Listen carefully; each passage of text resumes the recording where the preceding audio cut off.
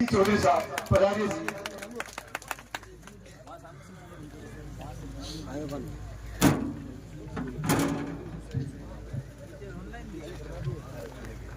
आप सभी को फूल जोहार, बहुत बहुत आपको राम राम साहब, सत श्री अकाल।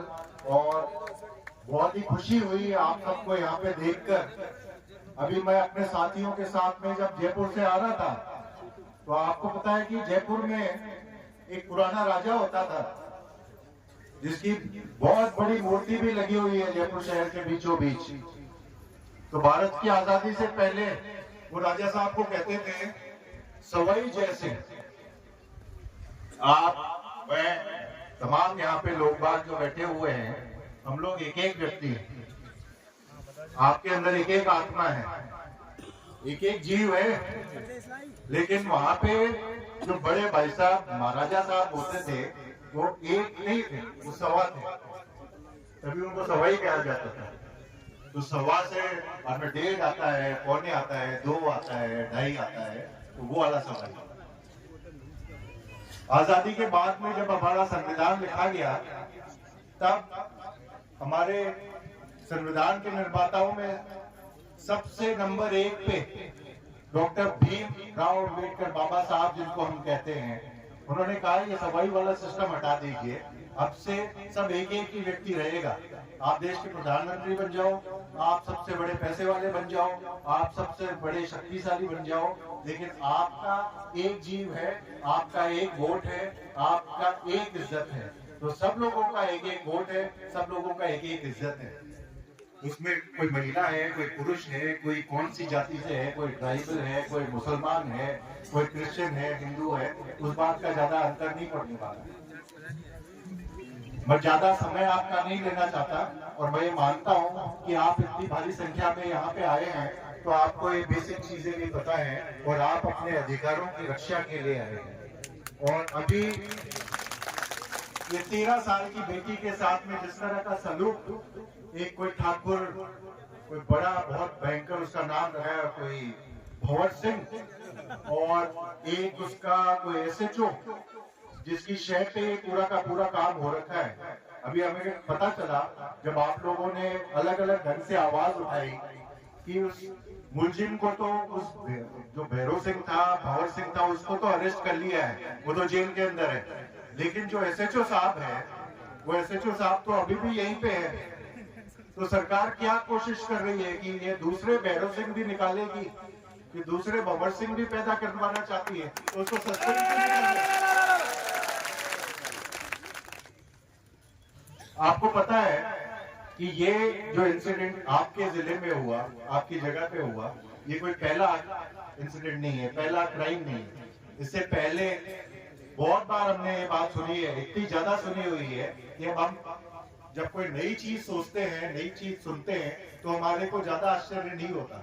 आपको पता है कि एक दलित बेटी के साथ में एक रेप हुआ, बलात्कार हुआ और उसके बाद में उसकी हत्या कर दी गई, बिना माँ बाप की परमिशन के, बिना माँ बाप को सूचित करे हुए उसका अंतिम संस्कार भी पुलिस वालों ने कर दिया।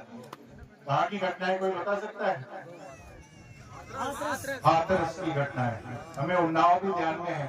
हम यहाँ पे बड़ी बड़ी बातें कर रहे थे कि ये कर देंगे, ये उधर जो नई सरकारें यहाँ पे बन रही थी उस समय की, हम बहुत खुशी है कि हमारा जो साउथ का राजस्थान है वहां पे एक मजबूत आवाज, आदिवासियों की आवाज उठी हुई है।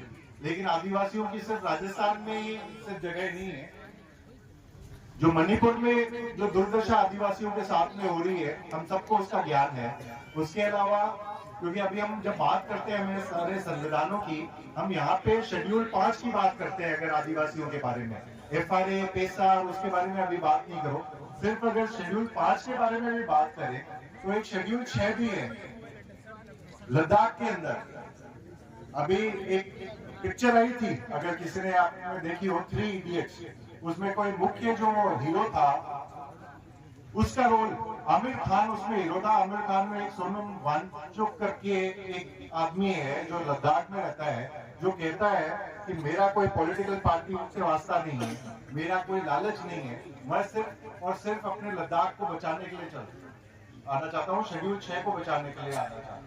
और वो लद्दाख से यात्रा करता करता दिल्ली, आज 2 अक्टूबर है, गांधी जयंती है, गांधी जयंती में दिल्ली में आना चाहता था, उसको अरेस्ट कर लिया। कौन से अपराध में अरेस्ट करा, गिरफ्तार किया, वो हम कोई नहीं जानते, लेकिन अभी कोई 48 घंटे हो गए उसको रखा हुआ।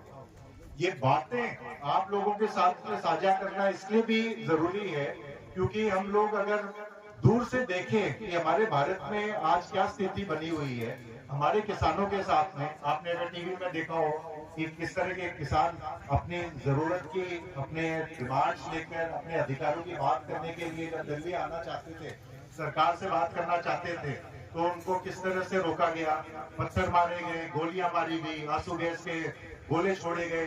एक हमारे बहुत ही छोटा से उम्र का 22 साल का उम्र का एक शुभकरण सिंह नाम का किसान की तो मौत हो गई गोली खाकर, पुलिस की गोली खाकर, और सरकार ने जानते हुए वो गोली मारी कि इससे वो बंदा बच जाएगा, वो हमारे भारत का नागरिक है और वो अपने अधिकारों के लिए दिल्ली आना चाहता है। तो ये जो हमारे किसान हैं, चाहे आदिवासी हैं, चाहे दलित हैं, इनके साथ में जो इस तरह का व्यवहार हो रहा है, जब आपके साथ में ही हो रहा है और किसी के साथ में नहीं होता है, और किसी के साथ में तो अगर आपको कोरोना ध्यान में हो तो जो शहरों में रहने वाले बड़े बड़े मकानों में रहते हैं, उनके बर्थडे पे तो पुलिस वाले केक लेकर आ रहे थे और आप अपनी मजदूरी से अपने गांव वापस आ रहे हो तो आपके डंडे मारे जा रहे थे। तो एक चीज